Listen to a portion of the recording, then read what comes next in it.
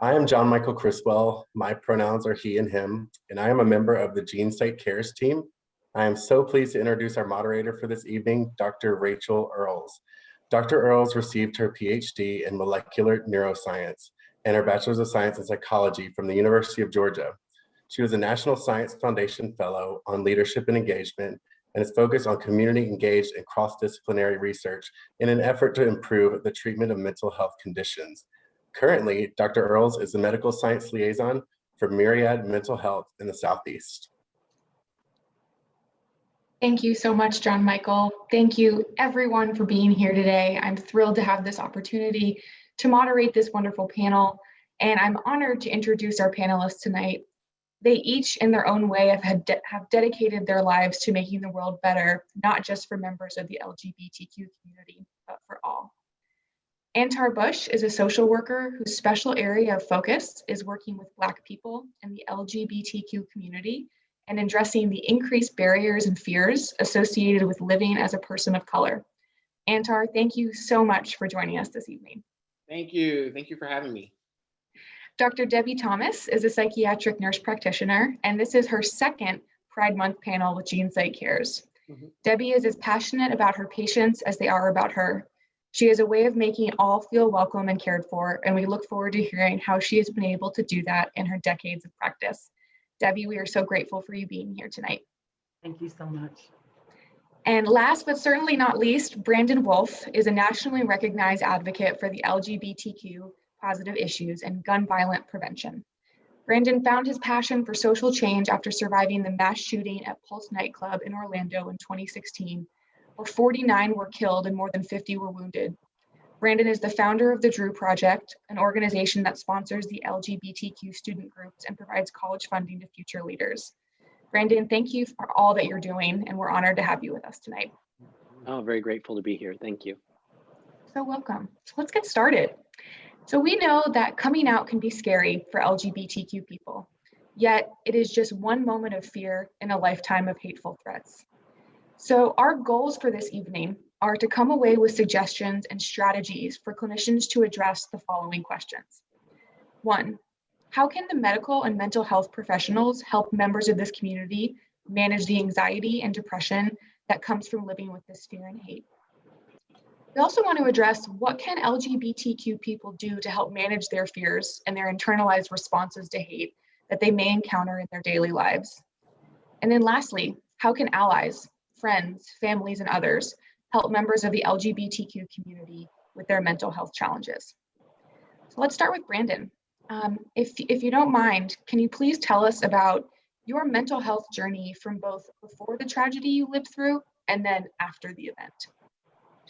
Yeah, absolutely. You know, I appreciate that you framed it in a way that starts with coming out, because for so many of us in the LGBTQ community, that's a pivotal moment in our mental health journey.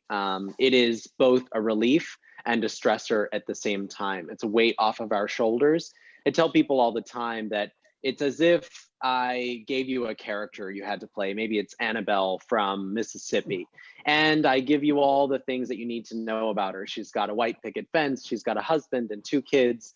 She has a really beautiful Southern drawl. And every time you walk out the door, you have to be in character. You are Annabelle, and you can only take that character off when you get home.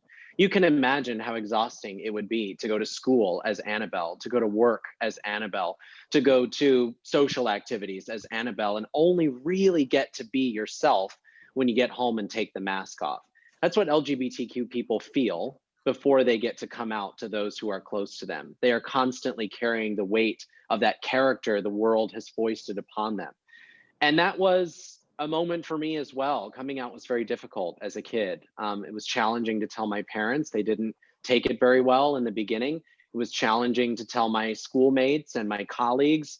It's part of the reason that I moved 3,000 miles away from home to visit Orlando, Florida, and never return, because I was looking for a place to belong, a place to be loved and accepted. That was made even more challenging being a person of color. I grew up in a majority white town, a conservative majority white town. When I graduated high school, there were 2,000 kids in my school and only 11 of us identified as Black. So my entire childhood was a struggle to find the corner of the world that I could belong to. And that meant that survival was just a function of who I was. Every relationship I built, every piece of society that I moved in was about surviving as authentic me. What happened at Pulse, I frame it that way because what happened at Pulse did fundamentally shift my mental health journey. It added a layer of trauma and PTSD that wasn't there before. But the truth is that for me and for other LGBTQ people, what happened at Pulse is what we've been afraid of since before the time we came out. The reason that we carve out safe spaces, the reason that we have special bars, the reason that we look for restaurants with a rainbow flag in the window is because we're afraid that in spaces where other people are, there's going to be someone waiting around the corner to throw a fist, to throw a glass, or worse. So I would say that my entire life has been a struggle to find mental well-being in a world that continually tries to devalue the bits of my identity that make me uniquely me. And I also think that I've found a lot of healing in community. I found it certainly before Pulse. I found it in the community here in Central Florida when I moved from across the country. And I certainly found it after the shooting. I found it in the strangers who would hug me in line at the grocery store. I found it in the bank tellers who would offer me a box of tissues after what had clearly been a really rough day. Community has been fundamental in the way that I've been able to heal, not just from Pulse, but from the trauma that I've carried for my entire life, just being a queer person of color in this world. Thank you for sharing that. And I want to pivot to Antar and ask, did you have a similar story to this in your journey, or was it different for you? I had some of that I can relate to definitely some of Brandon's story, especially when it comes to that intersection of being Black and being queer and really trying to find your way. I think my challenges around coming out was definitely that anxiety before you came out. You're creating all these scenarios in your head. I was very fortunate to have a grandparent who was very understanding, who was my caretaker, and was very understanding and supportive. I was 14 when I came out, and my journey for coming out has been up and down. However, it has been having that initial support system was vital to the entire process, right? And then now, after I came out, there was definitely some challenges because now I'm dealing with societal social constructs around gender and gender expression and gender policing. But it was, if I didn't have that foundation, knowing, okay, I have grandmom's support right here. This is where it all started. That was the person I was worried about the most. And I think if you ask any LGBTQ person, it's always like one or two people that, like, if they say yes, if they're okay, I'm going to be okay. You hear it all the time. But what happens when that person doesn't say yes, right? And so now your worst, your anxiety and all your fears have now, come to fruition. And so I often tell parents or clinicians or other parents is that is the anxiety that folks around coming out have the most. And especially for Black folks or Latinx folks who have that extra layer of culture around being LGBTQ. I talk about the Black church a lot, and a lot of, I grew up in the church. So if you grow up in the church, you already know that, like, hey, that's not something that's, really supported, and especially in the 90s. So there was definitely a lot of trauma post coming out for me, but not before I came out. Thank you for sharing. And I think I'm hearing two big narratives that sound similar between your experiences. Is one, the privilege that people outside of the LGBTQ community may not realize they have in terms of their character seeming more authentic, not having to defend their character and then also living their life without that constant fear. You don't realize that that's a privilege until it's something you live. And then the second point is, it sounds like the support system was pivotal for both of you. And so this pivots really nicely to Debbie, a mental health provider. So I want to ask you, Debbie, can you share an example of what you hear from your LGBTQ patients about the fear they live with? And how do you counsel them? How do you make someone feel safe in that space, since clearly support is so pivotal in this process? I think that's a really good question. And I'm glad that Brandon and Antar gave their responses, because it tags in exactly with what I was going to share in terms of the whole notion of coming out and how that occurs on a continuum. And Brandon, you had mentioned being Annabelle all the time. When do you get to take the mask off?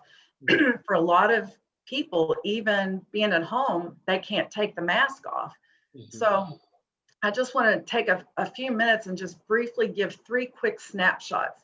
And one is of a 7th grade kid that I worked with 20 years ago. And my daughter went to the same school. She was a senior. She came home and she said, "Mom, you need to do something at school." And I said, "What are you talking about?" And she said, "They put little Stevie in the garbage can again today." And her friend went over. They were waiting for softball practice. She went over, and 2 big senior girls come over, and the little 7th grade boys all took off running. But little Stevie's in this big, a great big trash can. They let him out, and they went in and talked to the principal. Well, my daughter didn't know that little Stevie was already my patient. And little Stevie couldn't tell his parents what was going on, because little Stevie wasn't sure himself what was going on. So that snapshot of what he had to deal with in terms of coming to terms with who he was, what he felt internally, and what he could express externally to friends and family, both. So then fast forward to a kid who was my daughter's dear friend in high school. This was her senior year. She came home from school one day. "Mom, you need to talk to Kevin." I had known Kevin as one of my daughter's close little buddies in their little circle since 1st grade. I said, "What's going on with Kevin?" I knew Kevin was gay from early on. Kevin's parents were trying to force him to go. He had confided to my daughter and her friend that he was suicidal. So that's when she came home and said, "Mom, you have to do something." Well, what I found out is they were forcing him to go out of town to Indianapolis for reparative therapy. Well, we all know that that is damning and damaging and just horrid and outlawed in many places, should be most places, all places. Well, his family was pretty strict, toe the line, and I offered, he was not my patient. He was a friend of my daughter's. I was like a mom to him. I offered to meet with his parents and him and my daughter and their other friends, so he would have some allies and support, and meet at my office, a neutral place, not at my house, not at their house. And they declined that. Well, what he had to carry with him was the shame. Number one, shame of who he was, who he inherently was as a human being. And because of that, then he added on top of that the shame that he couldn't even see a therapist locally because his parents didn't want anybody locally to know he was gay. So they're making him go 2 hours out of town to see a therapist. That kid is now 32 and still calls me Mama Deb. And whenever he moved out of town as soon as he graduated, went away to school, never came back. He and my daughter are still good friends. I see him whenever he's home for the holidays. So that's a snapshot of a kid in the 7th grade, a kid in the 12th grade. Then fast forward to my last snapshot is a kid who's now 33 that I met when he was 24. He was from a small town out in the central Midwest. He came out, he's Hispanic. He came out to his family. They were loving and kind and open and accepting. On his 21st birthday weekend, he went out with some friends to the club. Ended up, he got roofied. He got taken by several males in a car. He was hogtied. He was physically assaulted and sexually assaulted multiple times over the course of 3 days. Then they put him in a car, took him to town, and pushed him out at a four-way stop. Now, that young man has struggled, I want to say obviously, but I guess it shouldn't be obviously, but has struggled so much with telling that. Like, I knew him for several years before he told me the story. A gay friend of mine met him out in Colorado, and when they came back here, he came back here to live and referred him to me. And I knew him for a while and just thought, you know, he said anxiety and depression. And I'm always about not what's wrong with you, but what happened. And as he told me what happened and the story rolled out, that's so much trauma and there's so much tangled up stuff. So he got into a lot of different drug use. He's been in and out of rehab probably 4 or 5 times now. I just talked to our mutual friend the other day. He hasn't been my patient for several years. He moved back out of town. But I think of him, and he's a very intelligent, sweet, kind, compassionate young man. We sang together at an open mic one night. We did this beautiful interpretive dance thing. And he's just a lovely, lovely human being. And to be honest, it really makes me mad that all 3 of those kids, I'm old, I'm 66, so they're all kids to me, that they had to suffer the degree that they had to suffer to just be who they are. So I think that goes to what you were saying, Rachel. There's an inherent notion of privilege that comes with you getting to be who you are. I came out when I was 15 to my mother that I was a lesbian. Well, my mom had come home from work. It was 2 o'clock in the morning. She had had a few beers and she said, "You can always trust me. I'm here for you no matter what." I'm feeling all schmaltzy. You know, I was in the 9th grade, 10th grade. And so I told her I was in love with a girl. She turned on me like that and said, "I'm not having no damn lesbian in this house." I carried shame about that.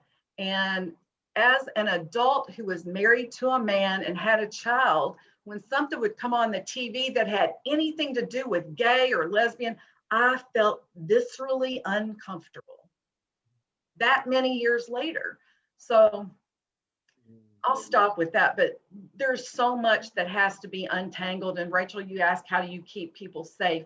I think the way you keep people safe is to honor and respect the space that they need for you to hold, for whether it's tears, whether it's fear, whatever that is, you hold space for them and you listen to their story. Absolutely. Thank you for sharing that. I think listening and communication are narratives we hear a lot, but they can't be undervalued. They're imperative. And when we were talking about Antar and his grandmother being open to his sexuality, you know, it kind of, what about the people who don't have that? You know, where do we start with them?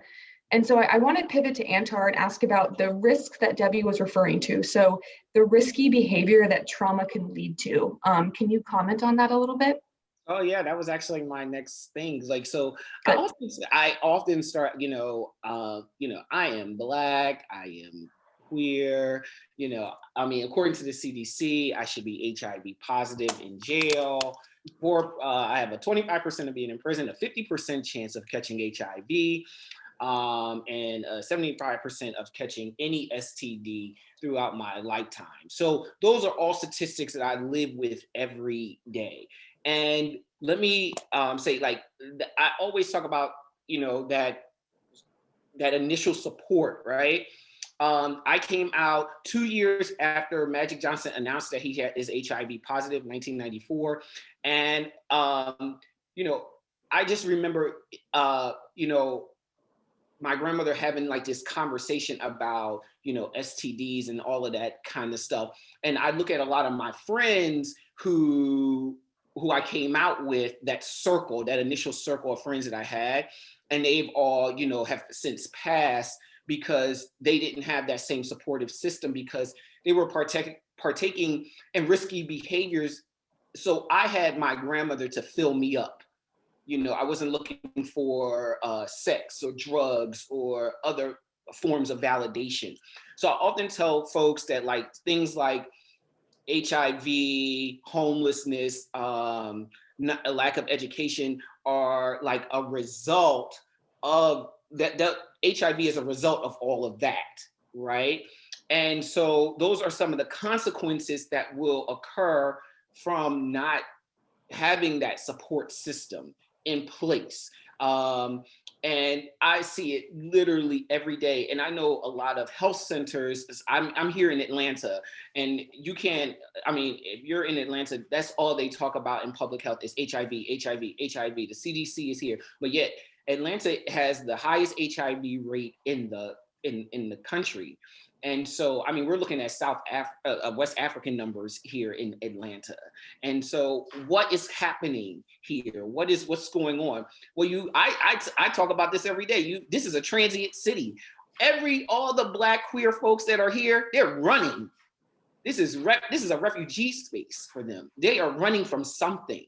And so when they're running from something, they all come here, and they may have not had those support systems, and they are partaking in drugs such as like methamphetamine is really heavy here. They are getting into sex work and doing just a lot of risky behaviors that I truly believe they would not be doing if they weren't running from something.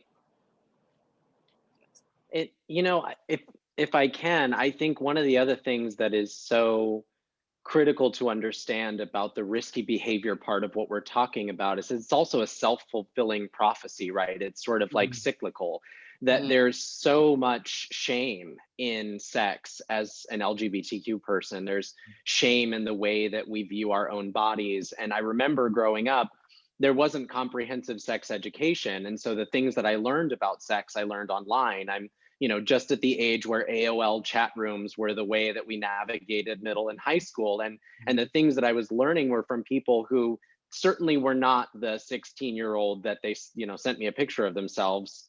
But they were the ones teaching me about sex in the world, and that there was shame to be had. And I know that there were many years in my life where I simply assumed that to be gay and have sex meant to eventually become HIV positive, and that itself would be a death sentence, one that was deserved because that's the community that I had chosen to be a part of.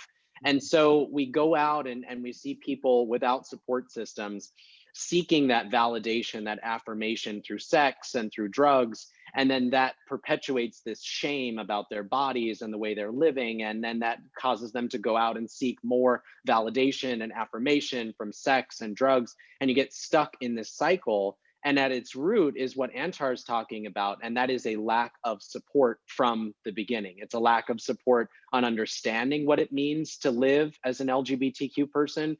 It's a lack of support affirming that living as an LGBTQ person doesn't mean you are less than, it means you are valued just the same as everyone else.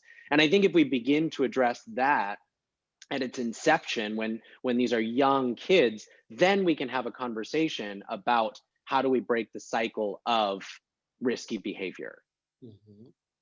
So I think you just made incredible points there. And one thing that's not talked about is the timeline of these events. There's no temporal organization. These words are thrown out a lot, but if I'm understanding correctly, it seems like the lack of support then leads to risky behavior, which then leads to more affirmation because you're not getting that support.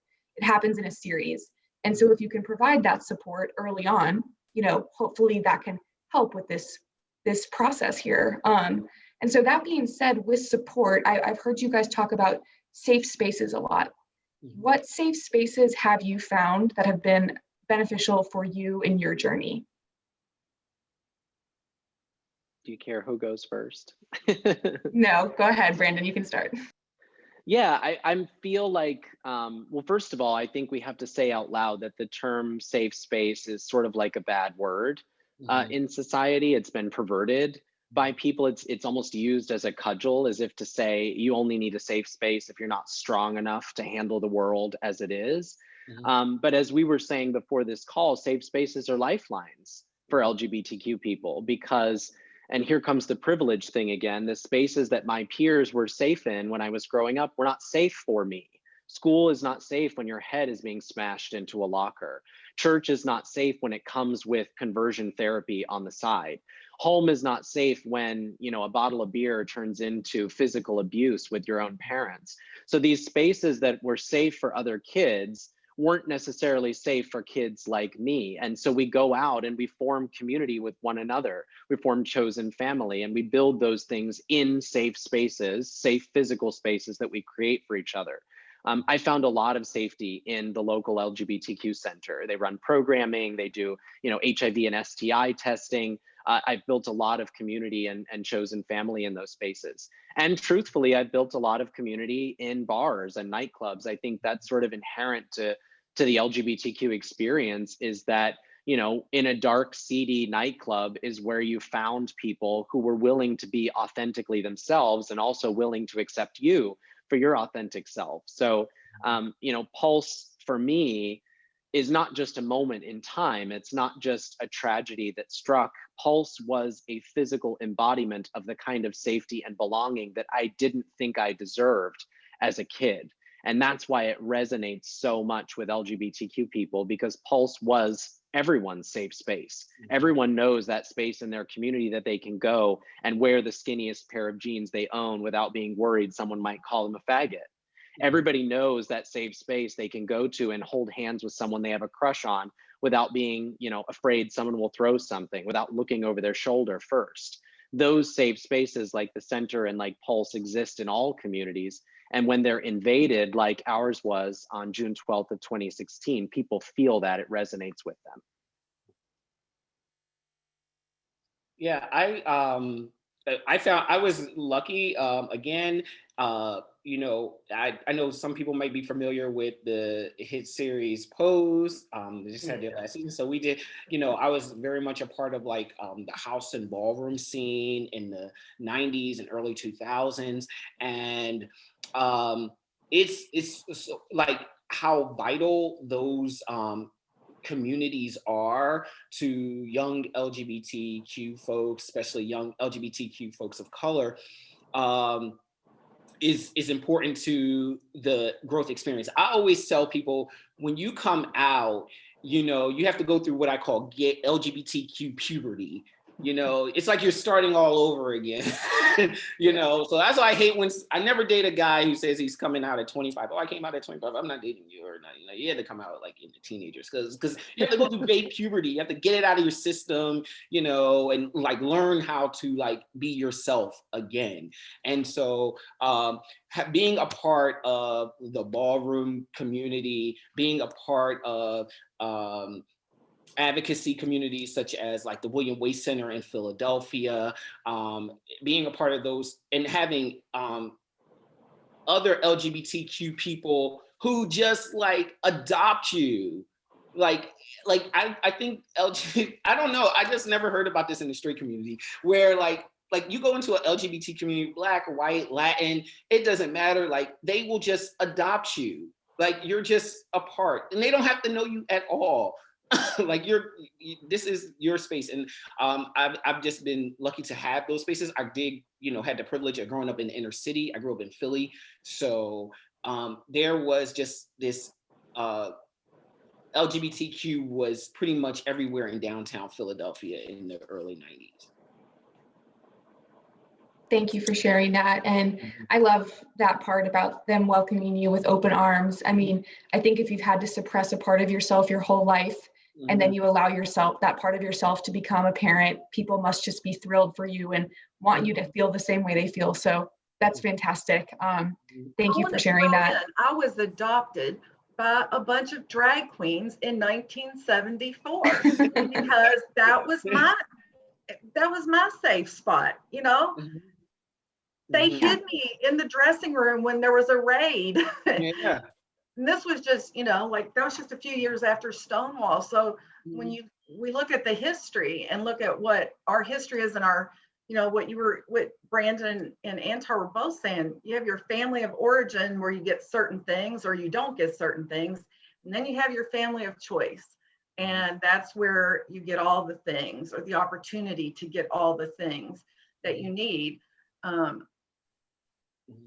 I've gotten a lot of that from the LGBTQ community here for many years, and consider myself an ally and an advocate.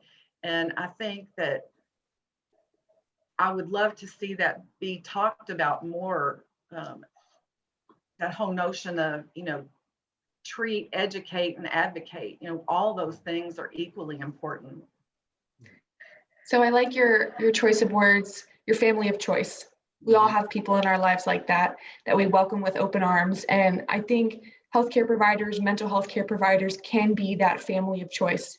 And so Debbie, I want to go back to you and ask, how do you become someone's family of choice, and how do you counsel the survivors who go through trauma, like you mentioned in those snapshots? How do you help them? What is your tactic when you're talking to patients who've been through something like that? I think you really have to understand, you have to take the time to learn what trauma is. And that's not just, going to a seminar. You have to really lay naked with the devil and really understand all the dimensions of trauma. It's not just trauma. People, we all bring lots of little traumas, and we talk about trauma, we talk about big T's and little T's, and all those are important. And, trauma is, PTSD is the biological fingerprint of trauma.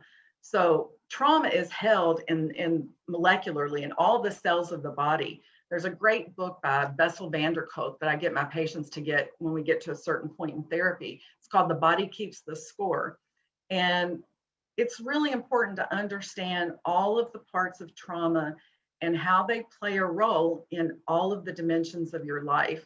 So a lot of times, it's about letting somebody know your reaction isn't what's abnormal. It was the circumstance or the event that was abnormal. You're having a normal response to an abnormal event. And sometimes it's about giving people things that are really what seems to be simple, but if nobody's ever told you to do these things, you won't know to do these things.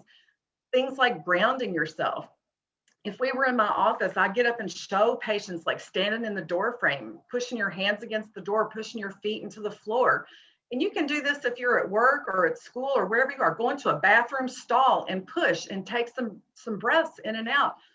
Breathing is really important. If you're breathing from here up, you're retaining CO2, you're going to move towards panic because you're not oxygenating the periphery. Simple little things like count backwards from 100 to 0 by threes. The reason for that, the amygdala, the little fight or flight thing in your brain, it can't activate while doing mathematical calculations. It just can't. It doesn't mean you're not going to have anxiety there, but you're not going to escalate that. And you can't do it by 2s, 5s, or 10s because you can do that in your sleep. But by 3s, you have to calculate. I have one person that said, well, I've changed mine to doing randomly. I'll do by 7 2 times, and then I'll do it by 3s because that's how he does it, And 5, 4, 3, 2, 1. Name 5 things you can smell, 4 that you can see, 3 that you can taste. It's about the senses, because if you activate the senses, you're taking yourself out of the moment of the fear, because trauma is all about fear. It's an overactivation of that autonomic nervous system, and you get stuck. So if people are holding tension in their hands or their fists, they're kind of stuck in that fight part of fight or flight. If they're holding a lot of tension in their hands or in their feet or their legs, they might be stuck in the flight response. So it's all about teaching them how to manage what might seem like the simple things. But if you're in the moment of a panic attack brought on by trauma because you're out and something is a trigger, I have certain things that are triggering for me. And I've had my own therapy for years. I've done this work for years, but I think it's always important to respect in other people what we cannot see. I don't know what you're bringing to the room. I don't know what you're bringing to the table, what you're bringing to the chair in my office. You might look all fine and dandy, but I don't know what's there until I ask. So I think it's important never to assume because my looks put together and talks well, that they're not really suffering. Yeah, I would, if I can, I think it's also important that we just acknowledge like that, even trans folks who, I always bring up trans folks because as someone who is cisgender, I sort of have another layer of privilege because I can go in most spaces if I really try. I can be like that masculine guy and just kind of like wing my way through it. But some trans folks who are not, maybe not, are not considered passing or may have more of an androgynous look, they are on the front lines of all LGBTQ folks, because every time, like, they have, they don't come out once. Most trans folks come out 2 or 3 times, maybe one as LGBT and LGB, and then the T comes later. And sometimes, they have an extra layer of trauma, just like getting medical providers to recognize and affirm their transness, and that becomes a trauma. And there's so much research around that and the trauma around trans folks, and then trans folks of color, and what they have to go through, and even within the LGBTQ community. I think that's a really important point. And I had one experience where we were having a family session, and this kid was in his early 20s, had just finished college, and had come out to his parents when he was younger. And his mom sat there and she said, well, I really just think you're gay. I mean, I knew it since you were a little kid. I really don't think you're trans. Wow. I'm glad you brought up the trans community. I think that's really important. I think it's not discussed enough. And I will say to the audience, you are able to put questions in the Q&A, and we will get the panelists to answer them for you. There's one that just came up, and the question is, what have your experiences been with non-traditional relationships or alternative lifestyles and diverse gender identities as another layer of coming out? This is open to anyone. Well, I feel like, maybe I don't have a lot of experience here to share. I have had experiences with non-traditional relationships in the last 5 or 6 years of my life. I don't know that it ever really required me to go through another coming out process. It's not as if my 2 boyfriends met my parents. But certainly it was interesting conversations to have with friends who might be, a part of the LGBTQ community or seemingly accepting and they're allies. But when you start to talk about living your life authentically and doing it in a way that maybe isn't the same that they are, those are uncomfortable conversations to have. And as we talk about stressors and additional trauma, I think it is important to note that, at least in my view, one of the benefits of being a part of the LGBTQ community is that we aren't actually constrained by a lot of the same societal and social standards that exist for heterosexual cisgender people. I don't get the same pressure from my parents to get married at age 22. I don't get the same pressure from my grandmother to have children by age 25. Those things are sort of, I guess, shackles that I consider myself free of. So while there is a sort of sense of coming out or maybe a stress around sharing some of these non-traditional choices that we might make or non-traditional ways that we live our authentic lives, I also think there's a freedom in that that comes as a part of being in the LGBTQ community. We talked about family of choice. That is a non-traditional thing in society. People who are not a part of the LGBTQ community don't often need a family of choice. And I think for us, it's more common than it is uncommon. So I guess the question is around, what has that process been, and is it akin to coming out? And in my view, I actually see it as a benefit and a freedom of being a part of the LGBTQ community, that we get to explore other areas of life that others might not feel comfortable exploring. That's such a beautiful outlook. I'm sorry, Antar, were you about to say something? Yeah, I was actually going to take it the question in a different direction. So being LGBT, being Black and queer, I never met so many Black or Latinx or just LGBTQ folks in general who want to fit the straight mold, the heteronormative mold. And I always say that you're trying to fit a square into a circle. It's just never going to work. But you meet so many queer folks who are trying to create that heteronormative and I always blame gay marriage. I was never supportive of LGBT marriage. I think everybody should have the right to get married, but I was just never in support of that because I knew what it was going to create. And I see it all the time in LGBTQ relationships where they're trying to create that traditional model, like Brandon was saying, and they don't explore what it really is to be with same gender loving relationships, because it is different. And you're trying to make this guy, because he's more feminine than you, a woman, or you're trying to make this woman who's more masculine than you a man. And that is not, that's gender, that's not sexual orientation. So there is like, sometimes because we're not taught how to have these same gender loving relationships, we're just winging it. I said for 20 years, I just winged it. I didn't know what the hell I was doing in and out of relationships. And so, but now, because I'm no longer trying to fit into those traditions, like Brandon's saying, I am really trying to explore. I'm having much richer and better relationship experiences than I've ever had. That's so powerful. And I think not being taught a gender loving relationship outside of the heterosexual norm is something that is ingrained in us from a very young age. And it aligns really nicely with some of the questions that we're getting in about LGBTQ youth. So one of the questions that we're getting is, one issue that comes up frequently in our news cycle in the US is corruption of the LGBTQ youth and how they must be protected via mechanisms like conversion therapy or avoiding gender affirming language. As an adult in the LGBTQ community, we therefore have a lot of concern around our children and their treatment, which can get spun into a specter of perversion or agenda forcing.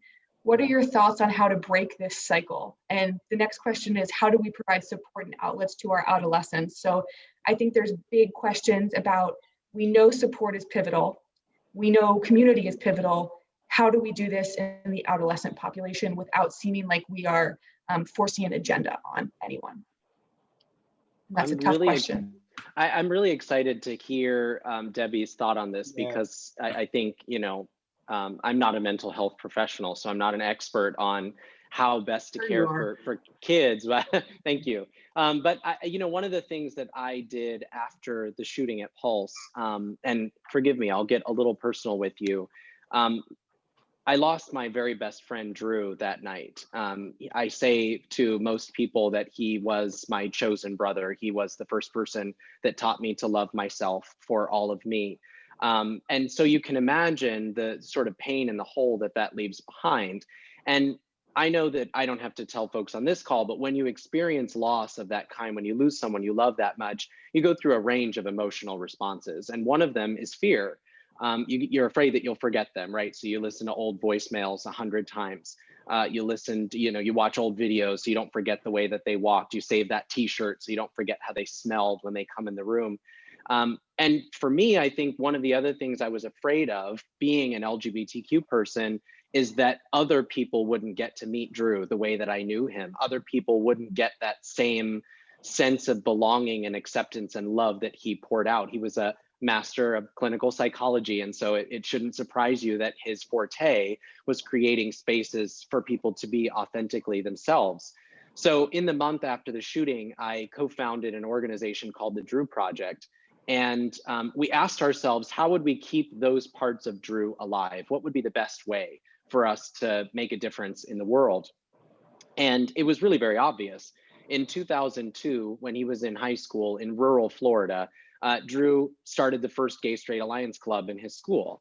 And as you can imagine, rural Florida in 2002 is not exactly the friendliest environment to be starting a Gay Straight Alliance Club, but he felt really passionate about it. And so we started doing that work in his honor. We've sponsored Gay Straight Alliances across the world now and given over $100,000 in college scholarships to emerging queer leaders.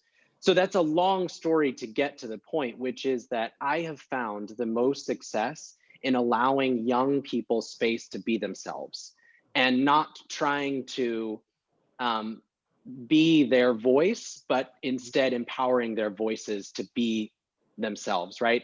And I don't know that that's the answer because, again, I'm not a mental health specialist by trade, but I've just seen the results that when young people have space to live authentically and explore and have rich, robust dialogue with one another and find the power in their identity, that they are unstoppable. And it can't be said that I have an agenda, but rather that they want to be heard for exactly who they are. Mhm. Debbie, do you have any input on this topic?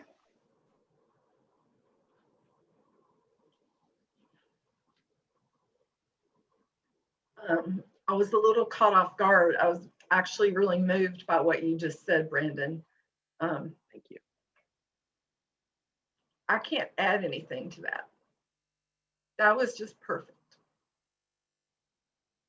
I have to agree. If I could just add anything, is also as someone who helps support folks through mental health, is when working with adolescents, just you know, when they are exploring, helping them explore in a very safe manner, is just really important.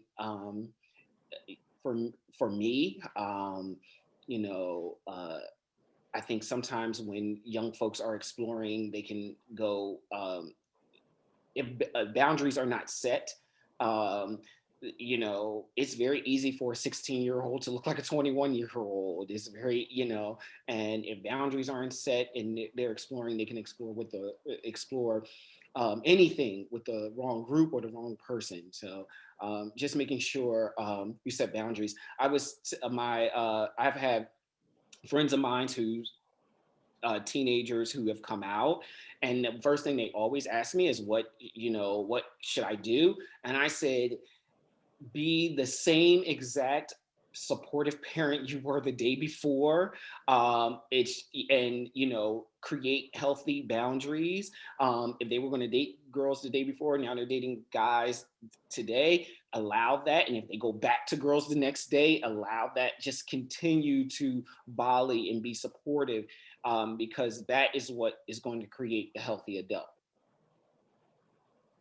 That's fantastic. Thank you guys so much. One other question I think that's very related that comes from the audience is, in my experience, I find that I came out not only once, but hundreds of times with new coworkers, friends, and family. How do you deal with this or explain this reality to people struggling coming out? I think I'm going to pivot this to Antar. And I know specifically as a social worker, you look a lot at systems that make someone more vulnerable too. So I'm wondering if you can comment on this in the context of those systems as well. Yeah. So, when you have to come out multiple times, in multiple situations, that just creates all kinds of levels of anxiety. I know, in employment situations, I have been very fortunate enough to work in spaces where I work in social work, so it's LGBT heavy, right? But I have friends who don't work in LGBT heavy systems, and when they have to, present in systems, they may present more masculine or more feminine, and you're like, how is that? How are you capable of doing that? A lot of times it's survival mechanisms. Black and brown folks have had to do that for years. Is that code switching, right? Being able to act one way in one environment and then present in another way in another environment. And one of the things is, I always, when I'm in systems like doing trainings and like talking to police officers, I hate, I think, was it you, Rachel, I was talking to? I hate training police officers and doctors because in this way that they are trained, they're trained to be the smartest and toughest in the room, right? And there is sometimes no space for anyone else to be smarter or to be tougher around cops and doctors.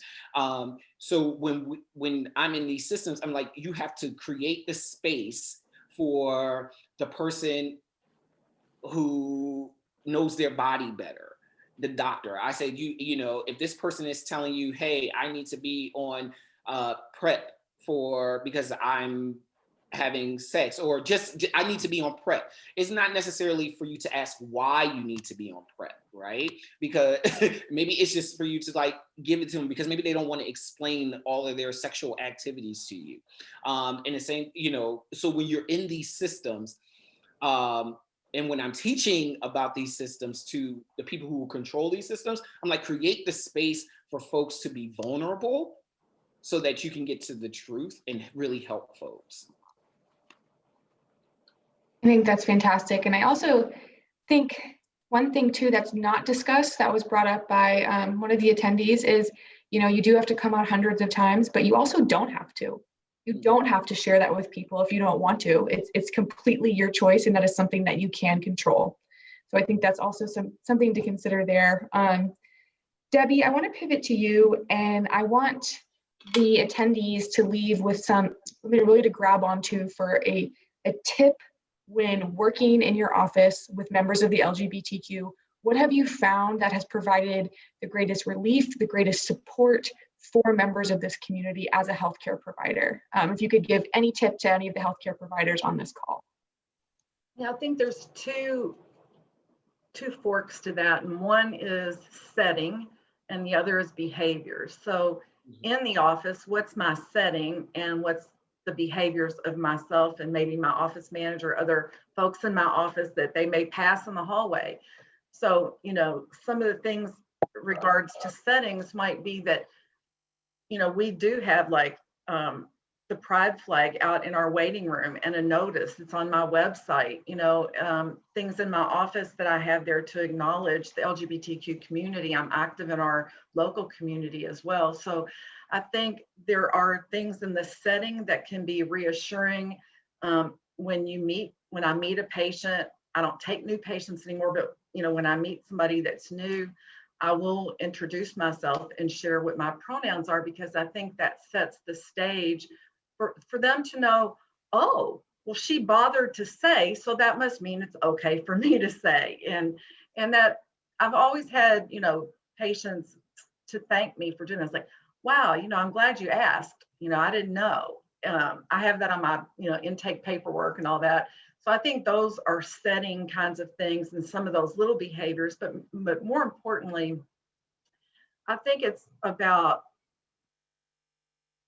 just really listening. And I was thinking about that last comment about telling your story. You don't have to tell your story. How many times do you have to tell your story? And one of the things that I always tell patients is, number one, you don't owe anybody your story.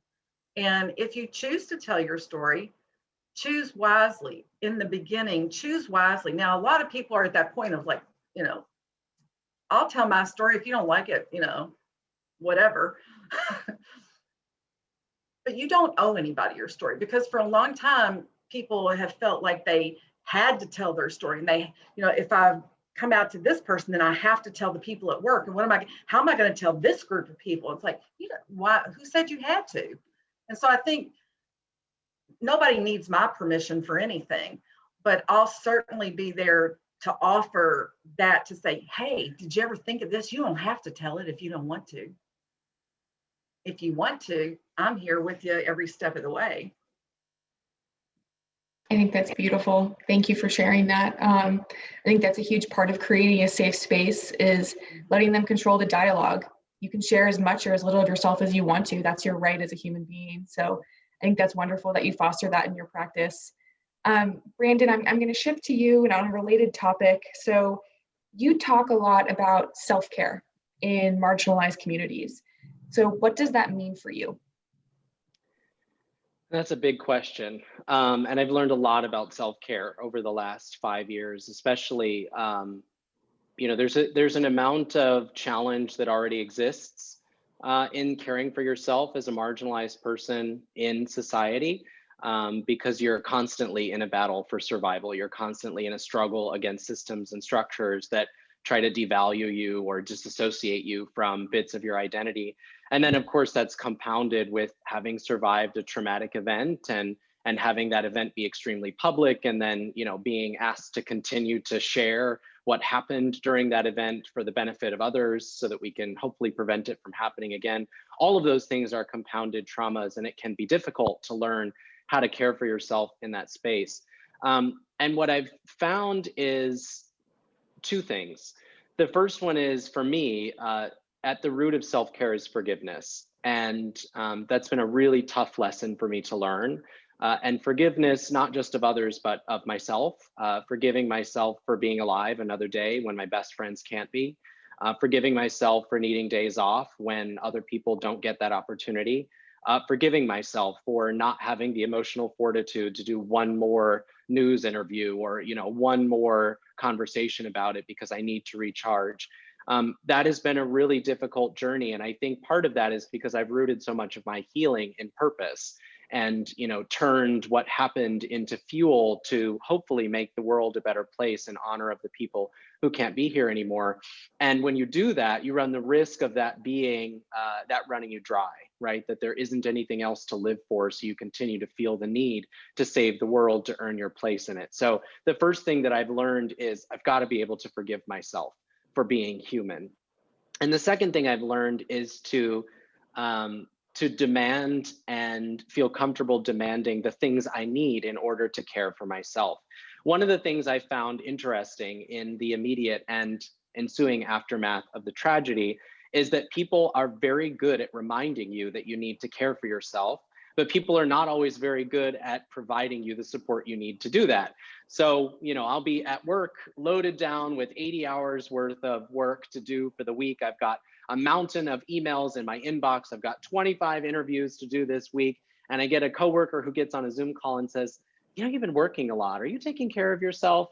And that is not helpful whatsoever. Instead, it is an added stressor because now you have reminded me that I haven't eaten lunch and I haven't taken a moment to breathe today. And I probably won't get to do that until 8 or 9 p.m. tonight. So one of the little changes that I've made in the way that I interact with my peers, my colleagues, my friends, is to respond to the question of, are you taking care of yourself with, are you offering to take something off my plate to provide me space to care for myself? Because if you're not, that's okay. I think we just need to be clear that you telling me to take care of myself is not helping either one of us. But if you are willing to offer, then I can think of 2 or 3 things that I've been dying to get off of my plate so that I can take care of myself. It would be really helpful if you went to the store and bought bagels for me, because I've been thinking about how I'm out of bagels for the last week, and I do not think I'm going to get to the store. It would be really helpful for me if you could take this project, or if you could make this phone call for me so that I could make sure to take a lunch today. And what I've found fascinating about that is that my friends, my peers, my colleagues stop telling me to take care of myself and lead by asking, is there anything you need help with right now? I'm noticing you're not leaving a lot of space for self-care. So I guess in controlling and demanding the space that I need, I've also trained the people around me how best to support me, and also how to expect support from me in return. I think that's so wonderful and such a good way to make it actionable. The first thing I think of is when a colleague or friends ask how you're doing, you say fine, and that's where the conversation ends, even though you're not fine, and they mean well by it, but it doesn't translate into a result or anything. So that's a great way to take action. Antar, I'm going to turn the last question over to you. We have 1 minute left. If you had one message you could share with family and friends of the LGBTQ community, what would that be?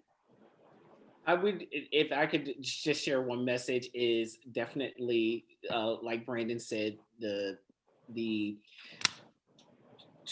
self-care is vital to everyone's process. Also, look for support if you don't have it, and never be scared to ask for help.